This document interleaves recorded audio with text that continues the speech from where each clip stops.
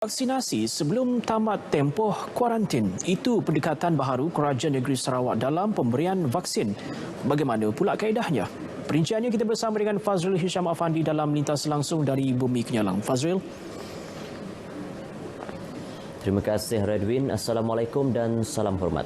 Sarawak memperkenalkan satu lagi pendekatan baharu dalam pemberian vaksin untuk mengelak kes positif COVID-19 berulang dalam komuniti. Kaedah tersebut iaitu vaksinasi sebelum tamat tempoh kuarantin diguna pakai buat pertama kalinya malam tadi di Kampung Sinar Budi di Kuching. Menteri Kerajaan Tempatan dan Perumahan Dato' Seri Dr. Sim Koo Hian menerusi laman Facebook rasminya memaklumkan seramai 358 penduduk kampung tersebut yang tidak dijangkiti dan berdaftar dalam MySejahtera telah menerima suntikan berkenaan dalam tempoh 4 jam. Mereka telah menjalani ujian COVID-19 kali kedua sebelum disuntik. Beliau berharap pendekatan tersebut dapat mengurangkan kes berulang di komuniti yang sama. Dalam pada itu, beliau yang juga penasihat Jawatan Kuasa Pengurusan Bencana Sarawak menzahirkan ucapan terima kasih kepada pasukan perubatan terlibat yang melakukannya secara sukarela. Kampung Sinar Budi menjalani perintah kawalan pergerakan diperketatkan sejak 10 Jun lepas dan dijadual tamat hari ini. Pembukaan dua pusat pemberian vaksin PPV di kawasan Dewan Undangan Negeri Dun Batu Danau diyakini dapat mempercepat lagi proses pelaksanaan vaksinasi di daerah Limbang. Menurut Adun Batu Danau, Paulus Polu Gumbang, pembukaan PPV itu disambut baik penduduk kawasan tersebut. Kita telah bermula pada hari Selasa yang lepas dengan 100 vaksin bagi setiap PPV. Dan pada hari keduanya telah meningkat kepada 150 dan sekarang ini 250 setiap hari. Jelasnya lagi, dengan adanya PPV ini, penduduk sekitar tidak perlu bergerak ke bandar bagi mendapatkan suntikan vaksin. Beliau berkata demikian kepada pemberita selepas menyampaikan bantuan kepada petugas Sekatan Jalan Raya di Limbang. Sementara itu, pasukan bergerak PPV Klinik Kesihatan Sungai Asap kini mendekati masyarakat, khususnya di kawasan pedalaman Sungai Asap Belaga. Bagi masyarakat orang Ulu di situ, inisiatif ini amat dihargai dalam usaha melindungi diri mereka daripada jangkitan COVID-19. Lebih memberi peluang kepada mereka lah untuk divaksinkan.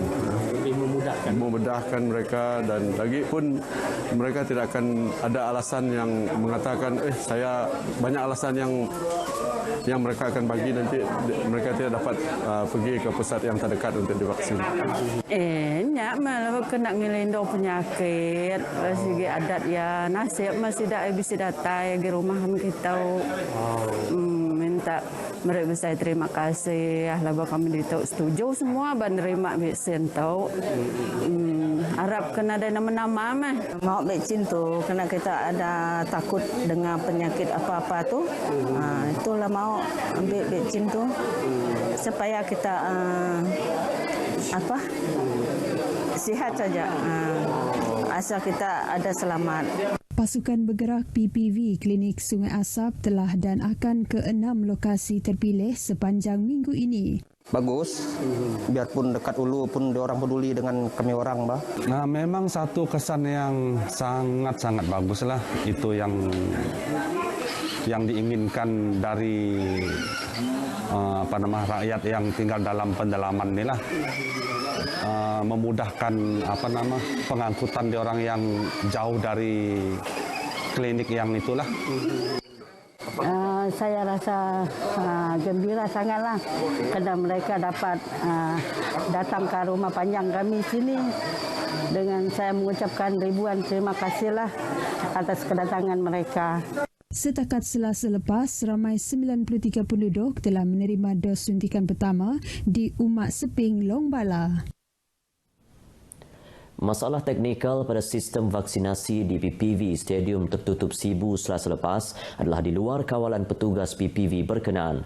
Menurut penyelaras Jawatan Kuasa Pengurusan Bencana Bahagian JPBB Sibu, Dr. Anwar Rafai, masalah itu bukan sahaja berlaku di PPV Stadium Tertutup Sibu tetapi berlaku di seluruh negara.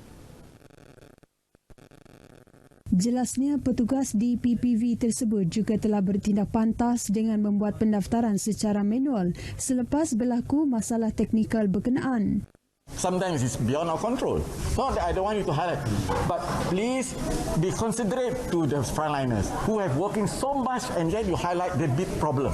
Dr. Anwar yang juga Menteri Muda Kesihatan Awam dan Perumahan menyatakan demikian selepas meninjau pusat pemberian vaksin untuk industri di University College Teknologi Sarawak UCTS Sibu. Turut hadir pemangku Residen Sibu Wong Hee Sing dan pemancar Dato' Jason Tai. Penduduk di bahagian Sri Aman yang masih belum mendaftar untuk menerima vaksin COVID-19 diseru supaya segera berbuat demikian. Menteri Muda Kesejahteraan Komuniti Datuk Francis Harden Hollis berkata, permohonan boleh dibuat melalui aplikasi MySejahtera manakala pejabat daerah masih lagi menerima permohonan secara manual. Jelasnya, kerajaan mahu lebih ramai individu yang layak dapat menerima vaksin dalam usaha mencapai imuniti kelompok. Bagi penduduk di luar bandar, mereka boleh menerima suntikan vaksin dahulu sebelum didaftarkan semasa program outreach ke kawasan mereka. Program outreach itu juga turut memberi manfaat kepada orang kurang upaya dan pesakit terlantar. Bedridden dan OKU, kita telah berbincang dengan pihak KKM supaya dapat mengurus program bekerjasama dengan pihak kebajikan dan membuat satu program seperti outreach. Outreach artinya kita pergi kampung, kita pergi luar bandar. Dato' Francis menyatakan demikian kepada RTM selepas program Temu Ramah Radio Sri Aman FM di Sri Aman. Tindakan pantas dan berani seorang juruteknik Pusat Beli Belah di Kuching, Muhammad Sadiq Ishak, memadam kebakaran sebuah rumah di Taman Matang Ria, Kuching Selasa lepas menerima pengiktirafan Jabatan Bomba dan Penyelamat Malaysia JBPM Negeri Sarawak. Sebagai tanda menghargai kecekapan beliau, Muhammad Sadiq telah diberikan sijil Hero Bomba yang disampaikan oleh pengarah JBPM Sarawak, Khairuddin Rahman di pejabatnya di Kuching. Dalam kenyataan medianya, Khairuddin memberitahu lazimnya apabila berlaku kebakaran, kebanyakan orang akan mengambil gambar atau video menggunakan telefon bimbit masing-masing untuk dimuat turun di media sosial. Namun ia berbeza dengan tindakan bertanggungjawab lelaki berusia 41 tahun itu yang memanfaatkan pengalaman pernah menerima latihan tata cara penggunaan alat pemadam api untuk diaplikasikan semasa kejadian tersebut. Beliau memberitahu tindakannya berjaya menyelamatkan rumah berkenaan dengan hanya melibatkan kemusnahan struktur belakang rumah sahaja, sekaligus menyelamatkan rumah-rumah berdekatan daripada terbakar dalam kejiranan itu. Dalam kejadian kira-kira pukul 3.35 petang, Muhammad Sadiq bertindak cepat dengan memadam kebakaran menggunakan alat pemadam api debu kering miliknya sendiri sehingga api tersebut padam sepenuhnya. Seramai 9 anggota bomba dengan sebuah jentera pemadam dari Balai Bomba dan Penyelamat Petrojaya turut digegaskan ke lokasi kejadian. Sekian berita dari Sarawak. Kita kembali bersama Redwin di Angkasa Puri. Silakan. Terima kasih Fazrul untuk perkembangan dari Bumi Kenyalang.